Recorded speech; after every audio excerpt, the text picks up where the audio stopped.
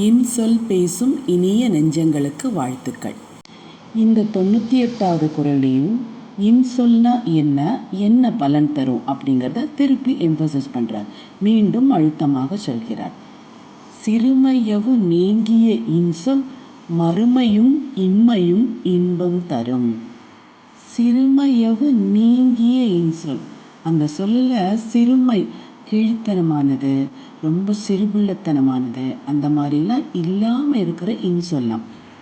எதிராளி மனசு காயப்படுத்துகிற மாதிரி வார்த்தைகளை யூஸ் பண்ணுறத சிறுமை அப்படிங்கிற, சிறுபிள்ளைத்தனம் சொல்லணும்னா சைல்டிஷ், அதாவது எதையுமே யோசிக்காமல் சொல்கிறது. சின்ன குழந்தைங்களாம் பாருங்கள், அதுங்களுக்கு ஏதாவது வேணும்னா தான்னு சொல்லி கேட்க தெரியாது, பான்னு கத்தி தான் கேட்குங்க, இல்லைன்னா பிடுங்கிட்டு ஓடிடுங்க. அது சிறுபிள்ளைத்தனம்ங்கிறார். அந்த மாதிரி இல்லாமல் தாழ்வாக பேசுகிறதும் இல்லாமல், சில பேர் நக்கல் நையாண்டிங்கிற பேரில் ரொம்ப தாழ்த்தி பேசுவாங்க. அது பார்க்குறதுக்கு என்னமோ நார்மலாக இருக்கிற மாதிரி தான் இருக்கும். இந்த வாழைப்பழத்தில் ஊசி ஏற்றுற மாதிரின்னு சொல்லுவாங்க பார்த்தீங்களா, அந்த மாதிரி பேசுகிறவங்க சிறுமை அப்படிங்கிற அந்த தாழ்வு நீங்கிய இன்சொல் என்ன செய்யுமா, மறுமையும் இம்மையும் இன்பம் தரும். மறுமைங்கிறது மறு வாழ்க்கை, நம்ம வேறு எதுவாக வேணாலும் பிறக்கலாம், முக்திக்கு போகலாம், இல்லை வேறு ஜென்மம் எடுக்கலாம். இம்மைங்கிறது இந்த லோகத்தில், இப்போ இருக்கிற உலகத்தில் இதுக்கும் இன்பம் தரும் அப்படின்னு சொல்கிறார். இன்சொல் பேசுகிறதுனால இந்த உலகத்தில் நமக்கு இன்பம் கிடைக்கும் அப்படிங்கிறத கடந்த 7 குறளாவே நம்ம பார்த்துட்டு வரோம்.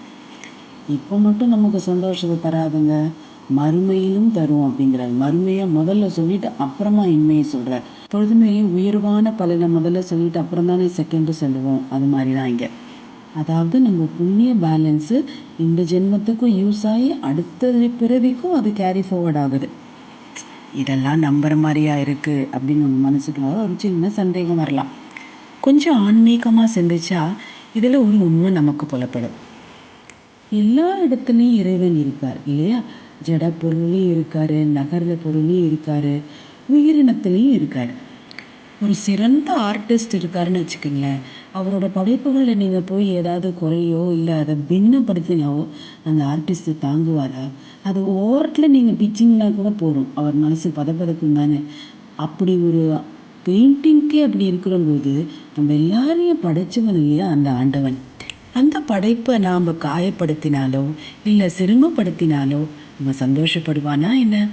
ஆனால் அந்த ஜீவராசிகளை அந்த பண்டங்களை நீங்கள் இன்சொல்லால் நம்ம ட்ரீட் பண்ணோம்னா கண்டிப்பாக சந்தோஷப்படுவார் இல்லையா?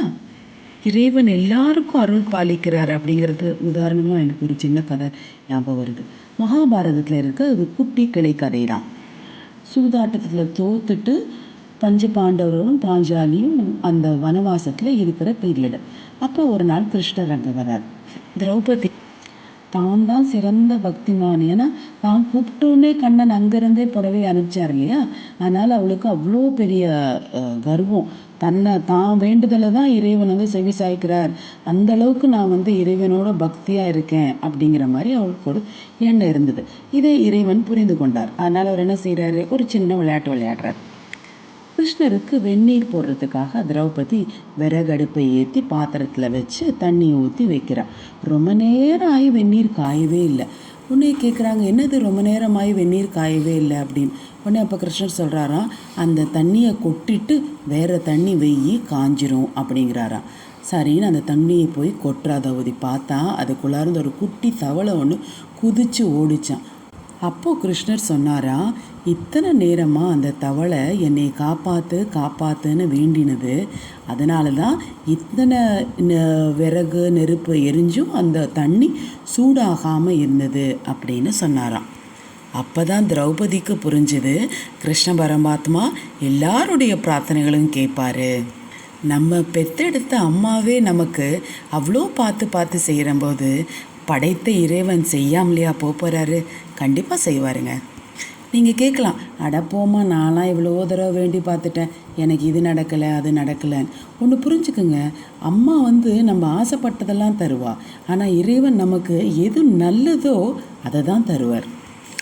அடுத்தவங்களை தாழ்ச்சியாக பேசாமல் சிறுமியாக பேசாமல் அவங்கள காயப்படுத்தாமல் இருந்து இப்போ வாழ்கிற உலகத்துலேயும் இன்பமாக வாழ்ந்து அடுத்து எடுக்கக்கூடிய பிறவிகளும் இன்பமாக வாழ்வோமாக.